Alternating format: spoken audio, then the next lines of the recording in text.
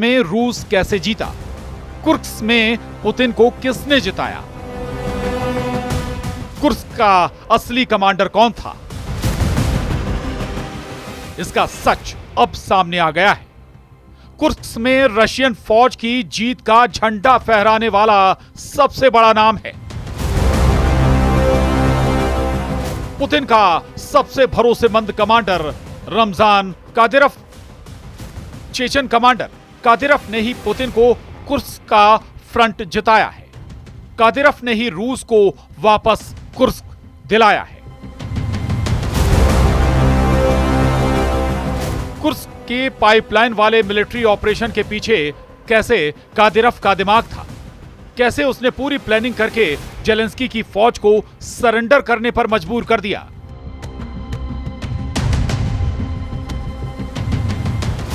इस pipeline operation की detail Putin को भी हैरान कर रही है, क्योंकि इसको अंजाम देने वाला है कमांडर कादिरोव, जो अब व्लादिमीर पुतिन का कटप्पा बन चुका है। कादिरोव ऐसा जनरल है जो पुतिन के एक इशारे पर सब कुछ कर गुजरने को तैयार है। कादिरोव ने पुतिन को सबसे पहले मारियुपोल जिताया, बुल्हेदार जिताया, बखमुत जिताया, खैरसौन जिताया। जपोरिजिया में भी कादिरोव की फोर्स लड़ी। रूस के रोस्तोव में बागी हुए वैगनर को सबक सिखाया और अब कुर्स्क में भी कादिरोव का स्ट्राइक रेट 100 से ऊपर साबित हुआ है। कमांडर कादिरोव की अखमत फोर्स इस वक्त कुर्स्क के चप्पे चप्पे पर मौजूद है। यूक्रेन की भागती हुई फौज को दौड़ा दौड़ा कर मारने वाली फोर्स कादिरोव के इशारे पर काम कर रही है। कैसे कादिरोव ने पाइपलाइन वाले ऑपरेशन के लिए पुतिन को तैयार किया? कैसे कादिरोव की अखमत फोर्स ने पाइपलाइन के अंदर कुर्स्क जीतने वाले प्लान को अंजाम दिया?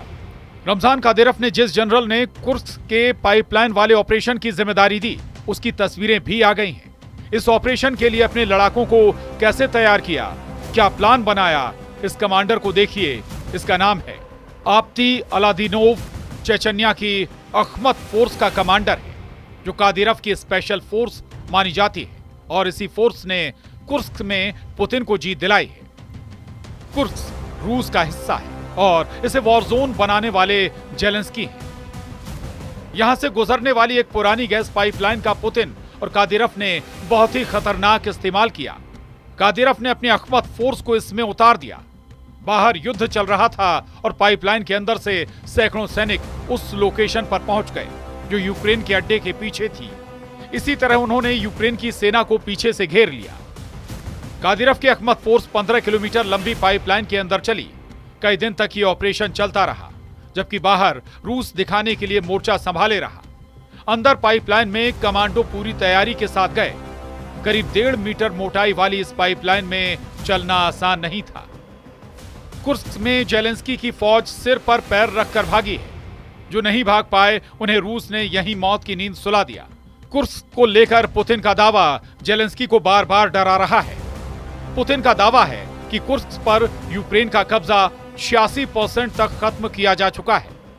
कुर्स्क की 1000 वर्ग किलोमीटर से ज्यादा जमीन आजाद हो चुकी है, जबकि अगस्त 2024 में यूक्रेन ने 1300 वर्ग किलोमीटर इलाके पर कब्जा कर लिया था। कुर्स्क में यूक्रेन के 67,000 सैनिकों को मारे जाने का दावा किया गया है। रूस के कुर्स्क में यूक्रेन की फौज 6 अगस्त को दाखिल हुई थी, लेकिन पुतिन ने काउंटर ऑपरेशन तभी शुरू कर दिया था और इसमें कादिरोव की अखमत फोर्स भी फौरन झोंक दी गई थी। इसका सबूत है कादिरोव के कमांडर मेजर जनरल आप्ती अलाउद्दीनोव का ये वीडियो। जनरल अलाउद्दीनोव ने ये वीडियो अगस्त 2024 में कुर्स्क के अंदर से बनाया था और बताया था कि कैसे वो कादिरोव के ऑर्डर पर कुर्स्क को आजाद कराने पहुंच गया है। 13 मार्च को जब पुतिन के लड़ाके कुर्स्क में जीत का झंडा फहरा रहे थे, तब पुतिन को 20 अगस्त की याद आ रही थी। 20 अगस्त 2024 यानी वो तारीख जब कुर्स्क में जीत का प्लान तैयार किया गया और इसमें सबसे बड़ा रोल अदा किया पुतिन के सबसे भरोसेमंद कमांडर रमजान कादिरोव ने। इसी मीटिंग में कुर्स्क जीतने की बुनियाद रखी गई थी। तब ग्रोजनी में अपने विशेष हेलीकॉप्टर से उतरकर पुतिन ने पूरे नेटो को हिला दिया था। वो सबसे पहले कादिरफ से मिले और फिर उन अफसरों से मुलाकात की जिन्होंने यूक्रेन के युद्ध में सबसे खतरनाक ऑपरेशन अंजाम दिए। पुतिन की फोर्स जब भी कमजोर पड़ती है या नाटो से लड़ाई में पुतिन बेचैन महसूस करते हैं और उनकी वॉर बैटरी कमजोर हो जाती है, तब चेचन कमांडर रमजान कादिरफ ही उनकी वॉर बैटरी को रिचार्ज करता है। कमांडर कादिरफ ही रूस के स्पेशल ऑपरेशन का सबसे बड़ा रिचार्ज है। ये बात पुतिन बहुत अच्छी तरह जानते हैं। अगस्त 2024 की मुलाकात में भी कमांडर कादिरफ ने पुतिन की वॉर बैटरी को रिचार्ज करने का काम किया। कादिरफ ने पुतिन को पाइपलाइन वाले ऑपरेशन का प्लान बताया। उसने पुतिन को वॉर जोन का वो मैप भी दिखाया जिसके मुताबिक कुर्स्क को पाइपलाइन के जरिए वापस जीतने की तैयारी की गई। 20 अगस्त 2024 को ग्रोजनी गए पुतिन ने तब कादिरफ की काफी तारीफ की। तब कादिरफ ने जवाब दिया कि वो तो सिर्फ पुतिन का एक फौजी है। इस पर पुतिन ने क्या कहा था वो भी देखिए।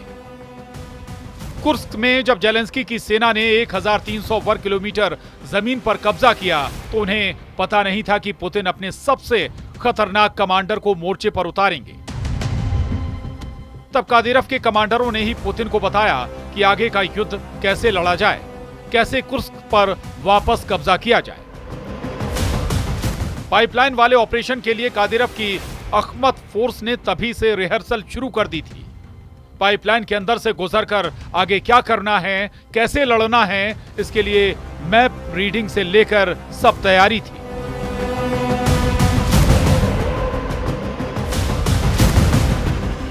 बाद में यह बात शूटिंग रेंज पर एक ड्रिल के जरिए बताई गई, जिसमें कादिरफ के लड़ाके गोलियों की बौछार करते हुए दिखाई दिए।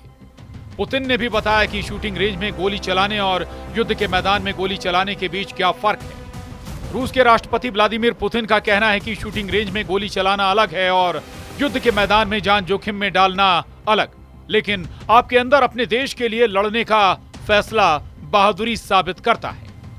इसमें कोई शक नहीं कि कादिरफ से मिलने के बाद पुतिन की वॉर बैटरी रिचार्ज हो जाती है। ऐसा कादिरफ के चेचन लड़ाकों ने मारियुपोल, बखमूत और डोनेस्क में करके दिखाया है। कमांडर रमजान कादिरफ की फायर पावर से पुतिन का वॉर मीटर टनाटन एक्टिव हो गया है। इस वॉर मीटर की सुई इतनी एक्टिव है कि पुतिन को पूरा भरोसा है। भरोसा इस बात का कि कुर्स्क के बाद जेलेंस्की की फौज को यूक्रेन से आगे भी खदेड़ा जा सकता है। यह भरोसा पुतिन को क्यों हुआ है, अब इसकी तस्वीरें देख लीजिए। कमांडर कादिरफ के कहने पर पुतिन ग्रोजनी की रशियन यूनिवर्सिटी भी गए और वहां कादिरफ ने पुतिन को वो हथियार दिखाए जो चेचन लड़ाकों को ट्रेनिंग के दौरान दिए जा रहे हैं, जिन हथियारों से वो यूक्रेन के खिलाफ लड़ना लगातार सीख रहे हैं।